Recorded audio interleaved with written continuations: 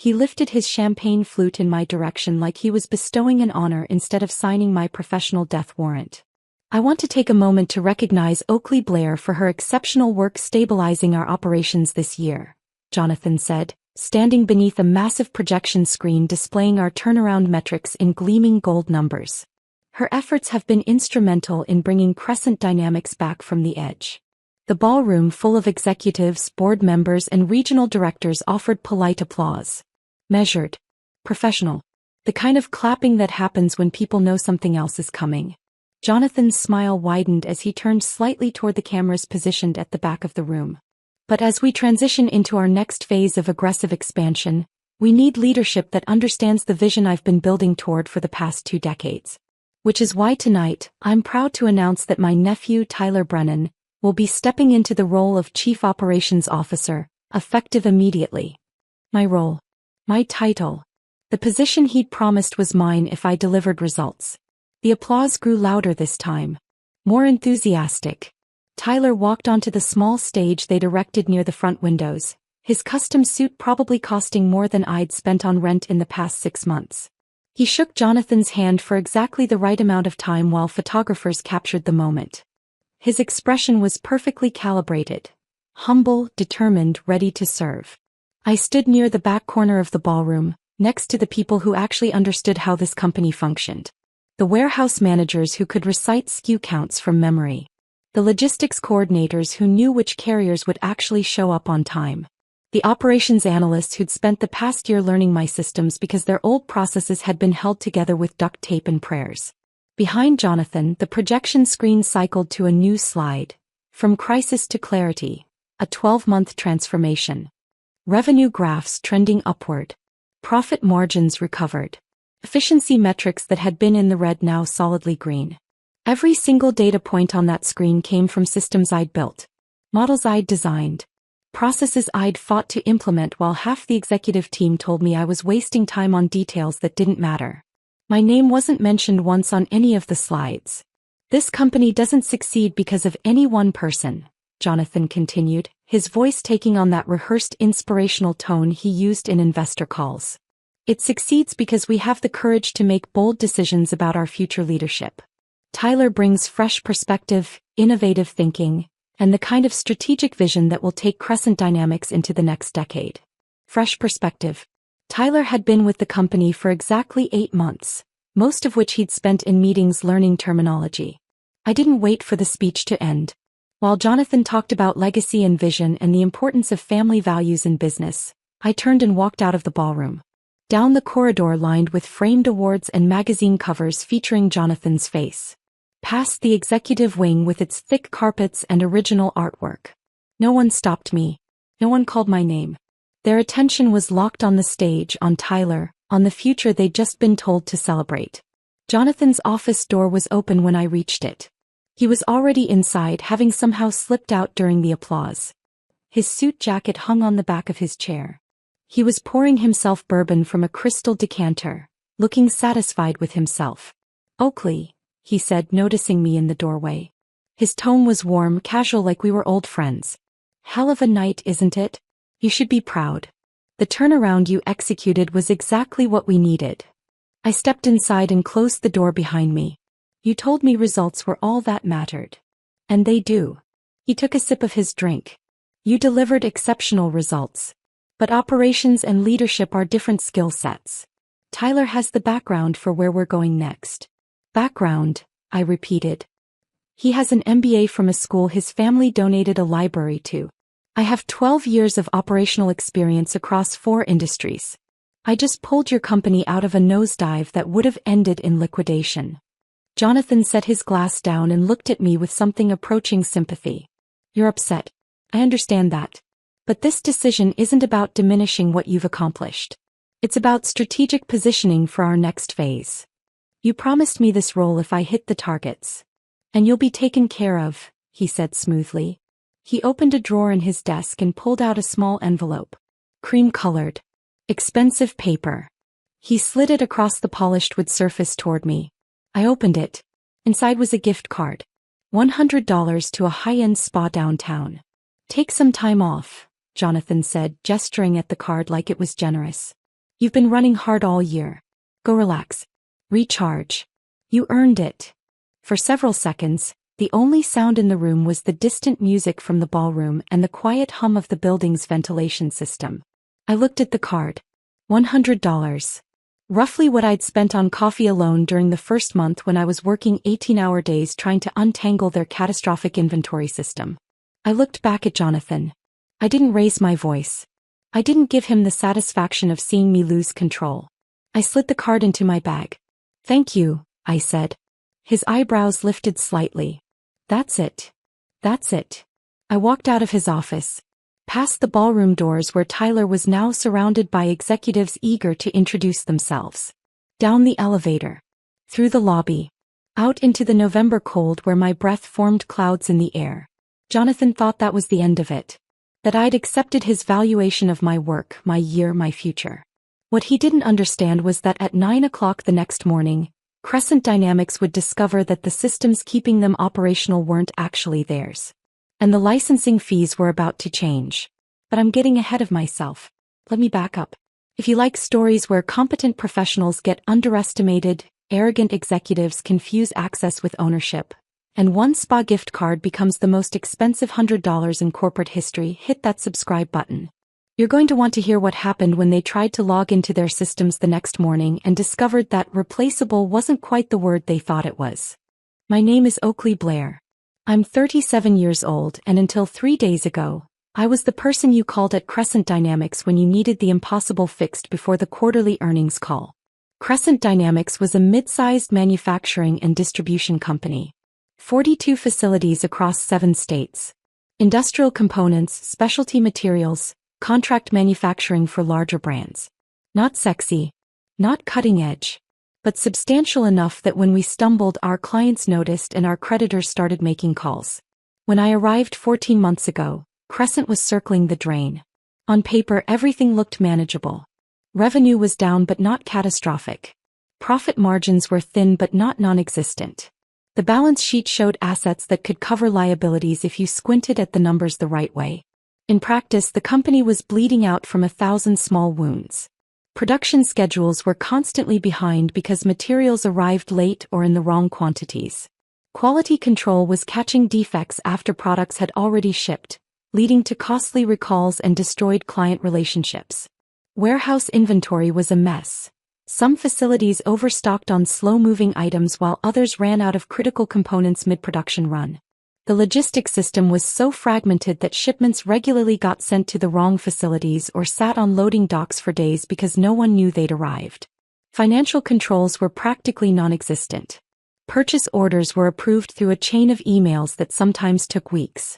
Expense tracking was handled differently at each facility. The accounting team spent most of their time reconciling discrepancies instead of providing useful analysis. The technology infrastructure holding all of this together was a nightmare. The ERP system was 15 years old and had been customized so many times by different vendors that nobody fully understood how it worked anymore. Each facility had developed its own workarounds: spreadsheets, databases, paper logs.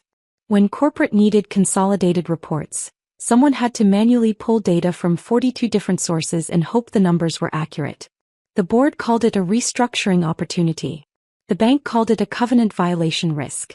Jonathan called it temporary turbulence. I got a 30-minute interview in Jonathan's office on a Tuesday afternoon. He showed me the most recent quarterly report. Loss margins.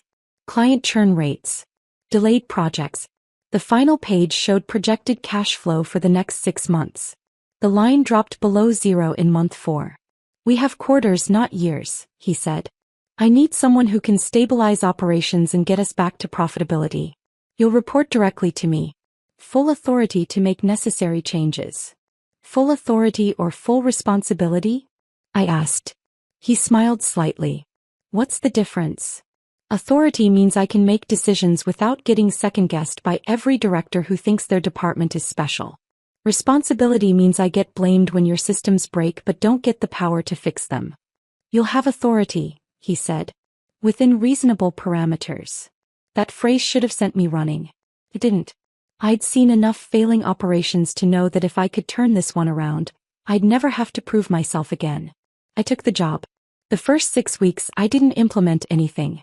I watched. I visited every facility. Sat in production meetings. Walked warehouse floors at 5 in the morning to see how shift changes actually happen versus how the schedule said they happened. I talked to machine operators, inventory clerks, shipping coordinators. The people who actually touched the work. I listened to facility managers complain about corporate mandates that ignored local realities. I watched quality inspectors explain defects that kept recurring because nobody had fixed the root cause. I sat with purchasing agents who showed me approval chains that required 7 signatures for a $500 order. At the distribution center in Ohio, I learned that incoming materials were logged in 3 different systems that didn't talk to each other. The warehouse manager kept his own spreadsheet because the official inventory count was always wrong. At the manufacturing plant in Tennessee, the production scheduler showed me how she'd built her own database to track machine maintenance because the corporate system didn't account for downtime. At the corporate office, I discovered that financial reporting took the first 10 days of every month because data had to be manually extracted, cleaned, and reconciled from dozens of sources. Everyone was working incredibly hard. They were just working in chaos. I mapped everything. Every data flow. Every approval process. Every system handoff. Every workaround that existed because the official process didn't work. What I found was this. Crescent Dynamics didn't need better people. It needed a functioning nervous system. The company had grown through acquisitions over the past 15 years. Each acquired facility had brought its own systems and processes. Instead of integrating them properly, corporate had just layered new requirements on top. The result was organizational scar tissue, rigid, fragmented, and painful to work with. I knew better than to propose ripping everything out at once. Companies don't survive Big Bang transformations. I started with data. All those fragmented systems, the old ERP, the facility databases, the endless spreadsheets, they all generated data. It was just scattered, inconsistent, and impossible to use for decision-making. I built a new layer through my own company, Blair Systems Integration. A data platform that sat above their existing chaos and pulled information into a unified structure. Nightly extracts from each source. Automated cleaning and normalization. Consolidated dashboards that showed real-time operational status across all facilities. I ran it quietly at first. For 4 weeks, I sent experimental reports to 3 facility managers I trusted. Try using this for your production planning, I told one.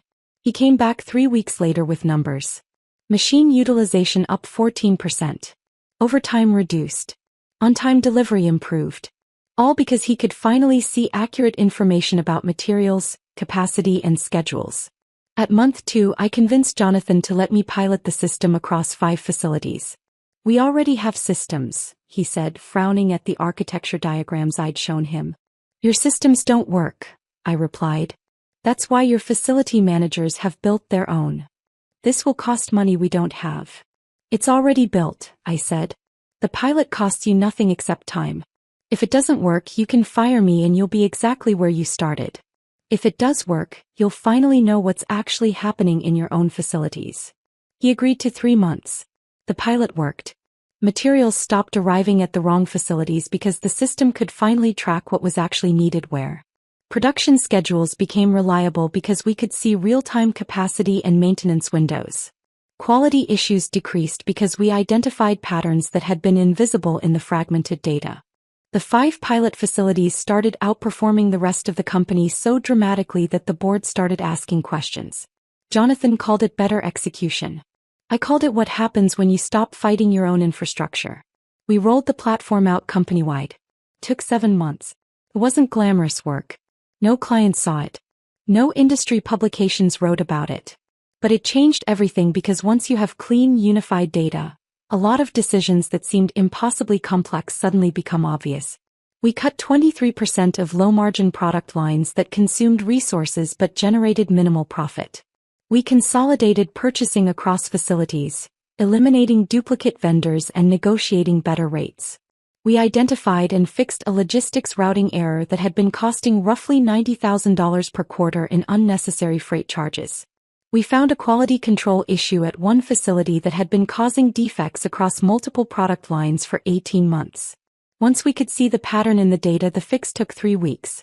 We discovered that two facilities had been ordering the same specialty components separately at different prices. Consolidating those purchases saved approximately $42,000 annually. The financial impact showed up gradually, then all at once. The first quarter after full implementation, operating margin improved by 4.3 percentage points. The second quarter by another 2.7. Client complaints decreased. On-time delivery rates increased. Employee overtime dropped because work could be scheduled efficiently instead of reactively. By month 9, the company was profitable again. Not barely profitable, solidly in the black with improving trajectory. Jonathan called a small celebration in the executive conference room. "Whatever you're doing, keep doing it," he said, raising a glass. "You've bought us room to breathe." "Room to breathe isn't the same as being healthy," I replied. "You still have structural issues. Facility consolidation opportunities. Client concentration risk. Technology debt. One miracle at a time," he said. It wasn't a miracle. It was work. Methodical, unglamorous, detail-oriented work that most executives don't have the patience for. But I didn't argue. As the numbers improved, so did my visibility. Facility managers started copying me on decision emails. The CFO began using my dashboards in board presentations. Directors who'd barely acknowledged me 6 months earlier were now asking for my input on strategic decisions.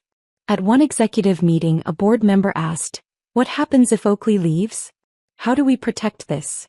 Jonathan laughed. "We'll integrate what she's built into our core infrastructure. Make it permanent." "It is permanent," I said quietly. "It's just not yours." A few people glanced at me, but nobody asked what I meant. Because here's what nobody had paid attention to. From day one, I hadn't come in as a standard employee.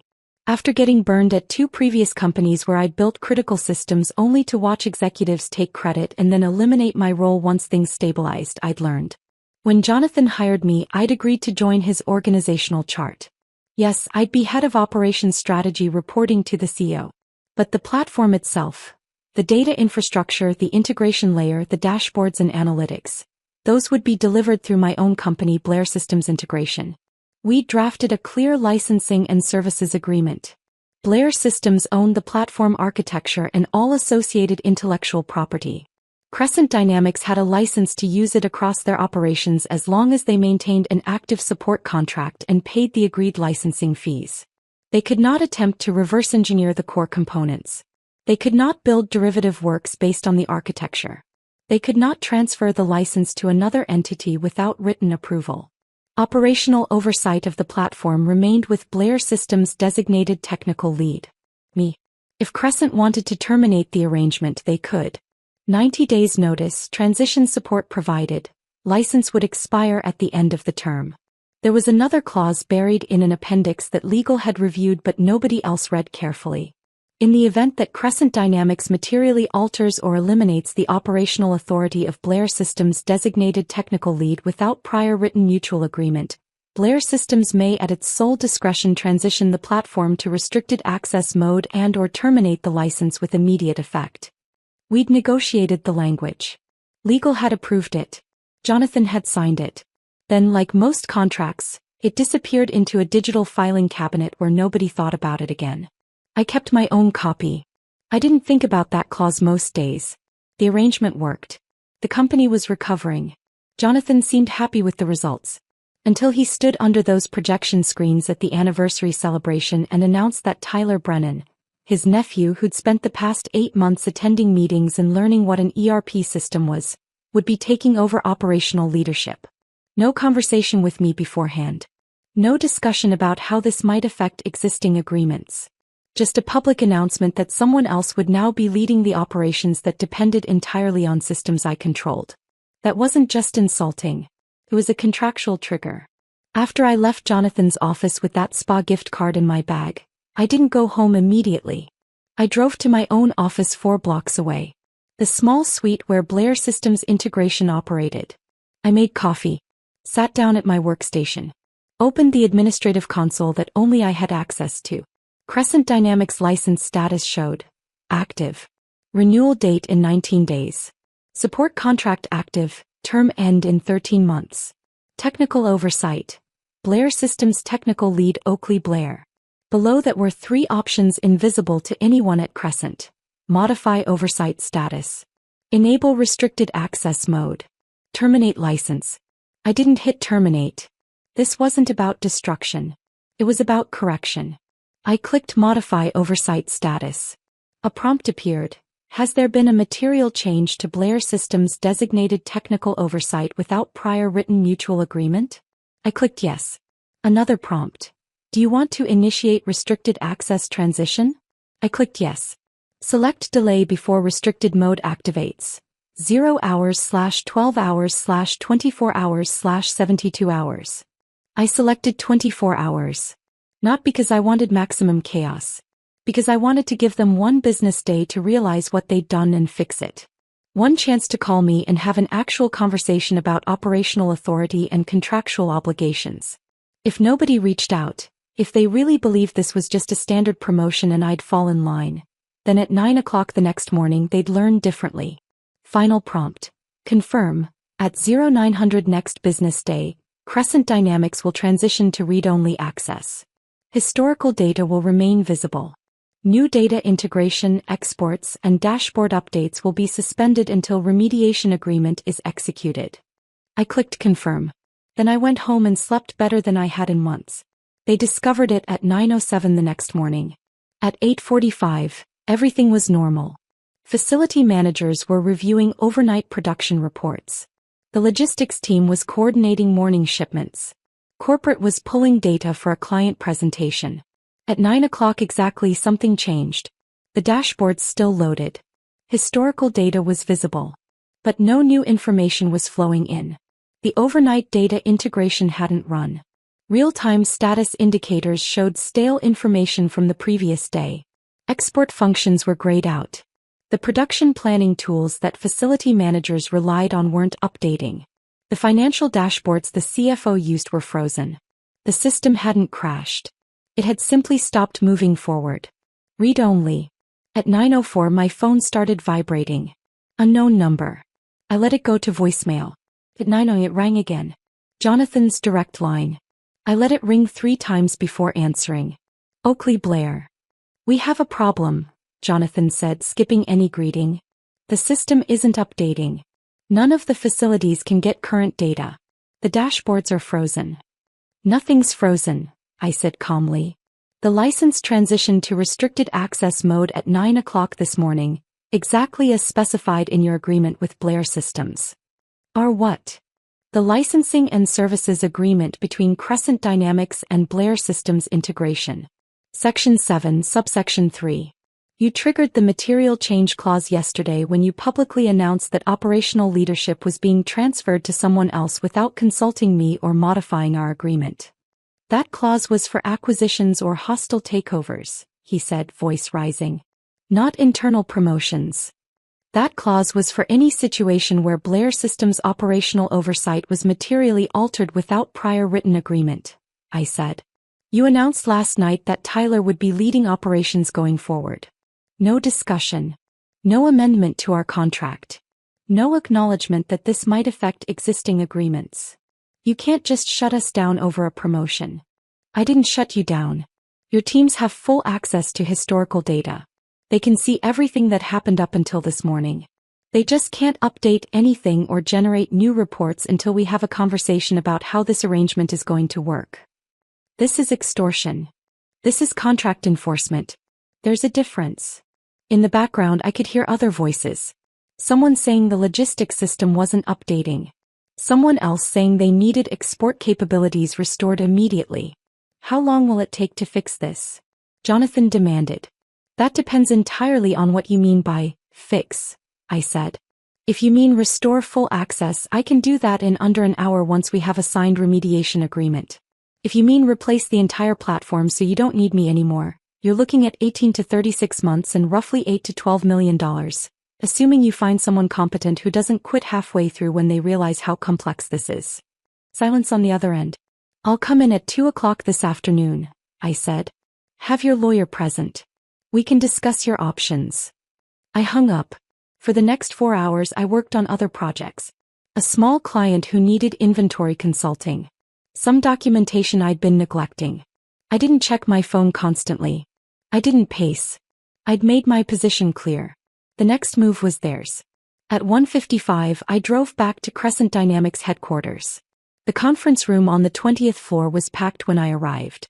Jonathan sat at the head of the table, tie loosened, looking like he hadn't slept well. Tyler sat 2 seats down, arms crossed, jaw tight. The CFO was there. The general counsel. 2 board members I recognized from quarterly meetings. A speakerphone in the center of the table glowed with an active call. Someone important dialed in remotely. I didn't sit immediately. I took the spa gift card out of my bag, that same $100 card he'd given me with, "You earned it," and placed it in the center of the table. "What is that?" Tyler asked. I looked at Jonathan. "You remember this?" He stared at the card but said nothing. "Let's not make this personal," the general counsel said. "We're all under pressure. Turning this into an emotional dispute won't help anyone." "This isn't emotional," I said. "That card is what Jonathan thought my work was worth after I spent 14 months pulling his company back from insolvency. Today we're going to talk about what it actually costs to function without me." "Ms. Blair," a woman's voice came through the speakerphone. "This is Helen from the board. We understand you're upset about the organizational changes. But holding the company hostage over a reporting structure change seems disproportionate." "I'm not holding anyone hostage," I said. "I'm enforcing the terms of a contract your lawyer approved. The only thing that changed between yesterday and today is that yesterday, you all assumed I'd never actually use the protections built into that contract." "What are our options?" the CFO asked quietly. "Option 1, I said. You proceed as planned. Tyler takes over operational leadership. You treat this as a temporary technical issue and lean on vendor relationships to bridge the gap. In 19 days when the license renewal comes due, I don't renew it. The platform disconnects completely. Your historical data stays yours, but the engine that processes new information is gone. You're free to rebuild from scratch." Tyler scoffed. "That's ridiculous. We'll have an internal replacement operational in less than 6 months." I looked at him directly for the first time. "You don't even know where the data sources are, much less how they're normalized and integrated. You think this is just some dashboards in a database? There are 42 separate data sources across your facilities, each with different formats, different update cycles, different reliability levels. The platform handles roughly 370,000 individual data reconciliation decisions every single night. You're going to replicate that in 6 months." His face flushed but he didn't respond. "How long would it actually take with a qualified vendor?" Helen asked from the speakerphone. 18 months minimum, I said. "Probably longer. That assumes you find someone good, give them full access to legacy systems, and your institutional knowledge doesn't walk out the door when frustrated employees quit during the transition. Also assumes the vendor doesn't underbid the project to win the contract and then hit you with change orders when they realize how complex it really is." "And with you?" Jonathan asked quietly. "I can restore full functionality in 45 minutes once we have signed remediation terms." "What terms?" the CFO asked. "3 things, I said. First, a new 5-year licensing agreement at current market rates, not the discounted rate you negotiated when you were desperate and I was unproven. Second, an explicit operational authority clause that requires my written consent for any changes to how Blair Systems' technical oversight functions. Not just legal signature. Mine specifically. Third, you issue a corrective communication internally that acknowledges the platform is business-critical infrastructure that cannot be reassigned without proper contractual modification." "You want us to admit we made a mistake," Jonathan said. "I want you to acknowledge reality," I replied. "You can frame the communication however you want. Call it a strategic partnership expansion. Deepening our technology collaboration. Make it sound positive. I don't care about the optics. What I care about is not waking up one morning to discover you've decided my role is no longer necessary without having the contractual protection to push back." Tyler leaned forward. "You're asking for complete operational control based on a technicality. I'm asking for contractual clarity about something I already have," I said. "The system you've been using for the past year? It's mine. It's always been mine. You've just been comfortable pretending otherwise because it was working and I wasn't causing problems. That stopped being true the moment you announced you were replacing me with someone who can't tell the difference between a data warehouse and an actual warehouse. Miss Blair, Helen's voice came through again. What you're describing sounds like, what's the compensation structure for this new agreement? Market rate for business-critical infrastructure licensing, I said. Currently you're paying approximately $240,000 annually. Market rate for a platform this complex supporting a company your size would be closer to $750,000 to $1.2 million annually, depending on utilization and support requirements. Someone inhaled sharply. That's a significant increase, the CFO said. Yes, I agreed. It reflects the actual value of what you've been getting at a discount. When we originally negotiated, you were on the edge of bankruptcy and I was an unknown quantity. That's no longer true on either front. You're profitable now. And you've spent the past year proving you can't function without this platform. Jonathan stared at the spa gift card in the center of the table. One of the board members reached over and slid it closer to himself, examining it like it was evidence in a trial. Let me make sure I understand, he said slowly. You're proposing we pay you roughly triple what we currently pay, give you contractual authority that supersedes management decisions, and issue an internal communication that essentially says we can't operate without you. Yes, I said. Or you can spend the next 2 years and approximately $10 million building something inferior while your operations limp along on degraded data quality and hope your clients don't notice. Your choice. The room was quiet for a long moment. Can we have some time to discuss this internally? Helen asked.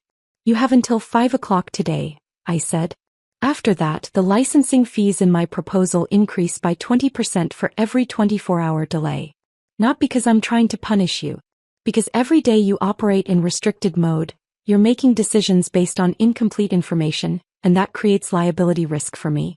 The longer this goes on, the more risk I'm taking by keeping the platform connected at all. I stood up. I'll be at my office. Send the agreement to my lawyer when you're ready to proceed. Or send the termination notice. Either way, I need a decision today. I walked out. They signed at 4:47 that afternoon. The new agreement came through my lawyer's email. 5-year term. Licensing fees adjusted to $890,000 annually, reflecting the platform's business-critical status. Explicit language requiring Blair Systems' written consent for any operational authority changes.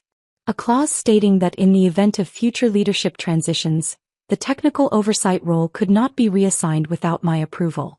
The internal memo went out at 6:15 that evening.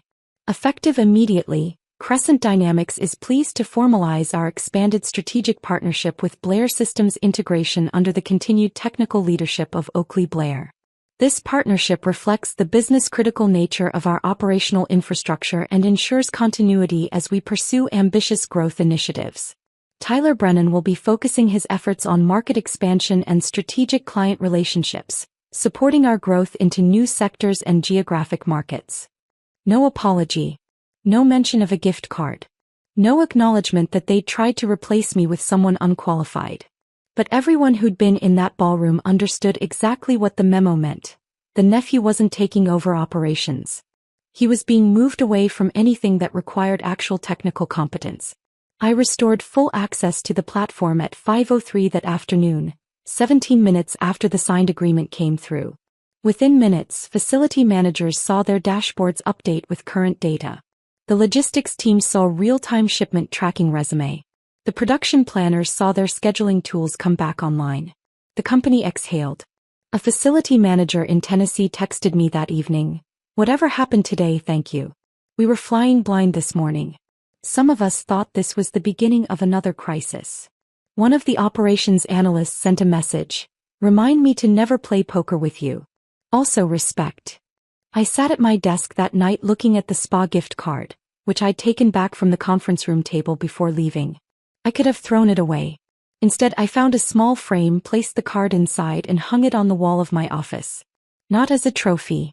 As a reminder. Because that card represented something important. A mindset. A man who looked at a complex, fragile, carefully built system that had saved his company and thought, "This was a nice project. I can hand it over to family now." He saw me as a temporary consultant. A problem solver who'd done her job and could be thanked with a gesture and sent on her way. I saw myself differently. As someone who'd built something genuinely valuable and had been smart enough to protect it contractually before anyone realized how dependent they'd become. Those are not the same thing. If there's a lesson here, it's not always hold companies hostage with your contracts. Most of the time you won't have that leverage. Most projects don't create the kind of dependency that gives you negotiating power. But you can build toward it methodically. You do that by actually solving problems instead of just managing them. By creating systems that are genuinely better than what existed before, not just different. By documenting who depends on what and why. By building relationships with the people who actually do the work, not just the executives who take credit for it. You do it by reading the contracts you sign and making sure they protect you before you become valuable enough to discard. By understanding the difference between being an employee and being a strategic vendor. By recognizing when you're building something that will outlast your job title. And you do it by being willing to walk away when someone hands you a gift card and tells you that's your value. Executives who spend their time in boardrooms often think power flows downward from their position. That their title gives them control over everything beneath them in the org chart. Sometimes that's true. But sometimes the person sitting in a small office 4 blocks away, running systems nobody else fully understands, is the one who actually controls whether the company functions tomorrow morning. The morning after we signed the new agreement, I got an email from Jonathan. Short. Professional. Thank you for your flexibility during this transition. Looking forward to our continued partnership. No apology. No acknowledgement that he'd misread the situation. Just forward-looking corporate speak that pretended yesterday had been a normal negotiation between equals. I didn't respond immediately. I let it sit in my inbox for a few hours while I worked on other things. Finally, around noon I replied, happy to continue supporting Crescent's operational needs. I trust future organizational changes will involve appropriate advance consultation as outlined in our agreement. Professional. With just enough edge to make the point clear. He never replied to that. 3 months later, Tyler left the company. The official announcement said he was pursuing other opportunities. The reality, according to people still there, was that he'd struggled to find any meaningful role after being publicly moved away from operations. He tried to carve out space in business development, but without operational knowledge he couldn't speak credibly to potential clients about what Crescent could actually deliver. He'd lasted exactly 11 months total. Jonathan remained CEO. We maintained a professional working relationship. He never again suggested changing my role or oversight responsibilities. The new contract made such conversations unnecessary. Any change would require my written consent, and we both knew I wouldn't give it without substantial consideration. The company continued to grow. The operational platform I'd built kept evolving, adding capabilities as new needs emerged. The licensing fees increased modestly each year based on inflation adjustments built into the agreement. I hired 2 additional engineers to help maintain and enhance the platform. Not employees of Crescent, employees of Blair Systems. The distinction mattered. I occasionally wondered what would have happened if I'd accepted that initial gift card and stayed quiet. If I'd let Tyler take over and hoped for the best. I'd probably be gone by now. Laid off during some reorganization once they felt stable enough to try managing without me. Or frustrated enough to quit when Tyler inevitably made decisions that undermined everything I'd built. Said I'm still here. Still running the systems that keep the company functional. Still protected by a contract that acknowledges my actual value. The spa gift card still hangs on my office wall. Visitors occasionally ask about it. 2024. Retirement gift? One client asked. Motivation, I said.